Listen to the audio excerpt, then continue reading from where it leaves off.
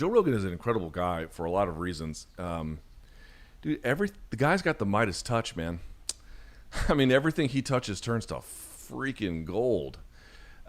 He got involved in a sitcom, news radio, that I'm sure paid dividends in some of his bills for a very long time. He's had a really successful career in stand-up comedy. He followed his passion through mixed martial arts and then the martial arts prior to that with Taekwondo, and obviously he got into jiu-jitsu and then took that into one of the certainly a lucrative gig, but a dream gig, and having to call the best fights of his generation from the best seat in the house, basically, and then just sort of dicked around, by his own admission, starting a podcast that was sort of low budget kind of thing in my house, and it turned into this. Like, it's incredible, if you've tried any media ventures, if you're like most people, most of them either have modest success or fail, and if you get lucky and have one that goes really well, God bless you. I mean, this guy just can't, in all these different sectors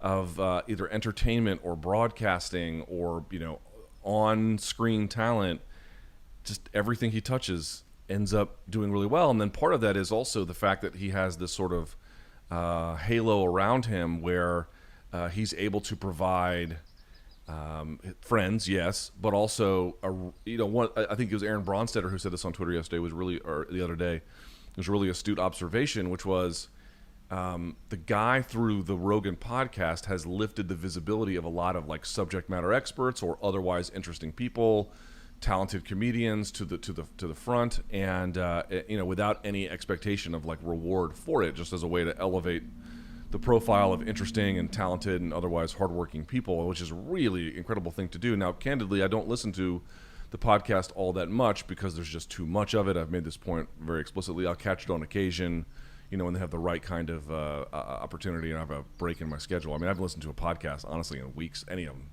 because I've just been so busy doing other things. So, and not just his, I mean, any podcast I have not listened to because it's been kind of a draining couple of weeks here. So in that sense, and him, listen, I don't think he was financially destitute before, but if the reported figures of 100 or 150 million are correct, he has set up his family for generations to be, I won't say worry-free, but worry-free as it relates to financial constraints. So, you just got to commend the guy, right? I mean, it's pretty goddamn incredible what he is able to do. It really is. And they're all passion projects to a large extent. Stand-up comedy, MMA, podcasting, they all were sort of like born out of a willingness to just do things he liked. And they all kind of took off. Pretty amazing, right? How many of us can say that? The only concern I would have, and it would not be a criticism of Joe, because I think, securing the bag for generations of your family is something you're going to have to do. Plus, they did not buy outright the content. They're kind of like renting the content, which I think is the right move by Joe, keeping control of it. When the deal expires, you could take it somewhere else if you wanted. Rather, sort of paying attention to what Spotify is doing, I worry a little bit that they might be trying to monopolize the podcasting side of the industry. Whether or not there are any concerns about censorship as it relates to YouTube and deplatforming and demonetizing. Those are fine criticisms to make, particularly of Twitter, more so than YouTube, although YouTube as well. But I doubt that that's the central motivation here. Certainly not on Spotify's account, but you're asking about Joe. I think what Joe's getting out of it is the opportunity for, one, significant financial contribution. Two, still has ownership of his content. Three, some of it still gets to go on YouTube, so it does still get to cross platforms. And then, the idea here is that Spotify is trying to set themselves up as the main hub for all of podcasting. Since 2014, they have purchased roughly 15 different companies in the podcast industry, either podcasting networks like Gimlet. They've purchased podcasting ad companies, licensing companies. They've purchased companies that work with making podcasting tools for user-generated content, and they've done this. They just purchased Bill Simmons as The Ringer, which has a significant podcasting network.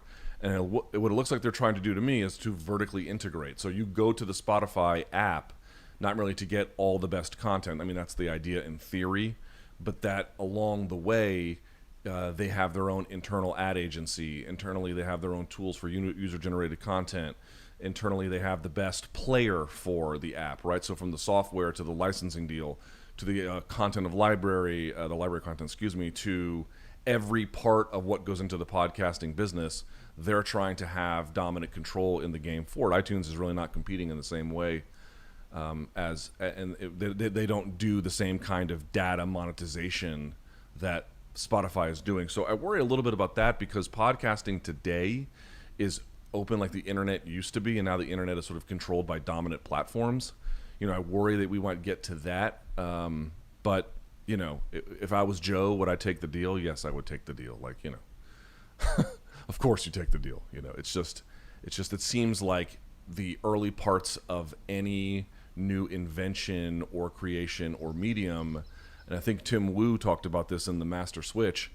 There's this initial period of boom, number of players, deep and profound entrepreneurship, and growth, and it's just really vibrant industry. And then it just happens everywhere. It just sort of closes in on a series of dominant players, and that's just what it ends up being. So it seems like we're headed in that direction with Spotify leading the charge.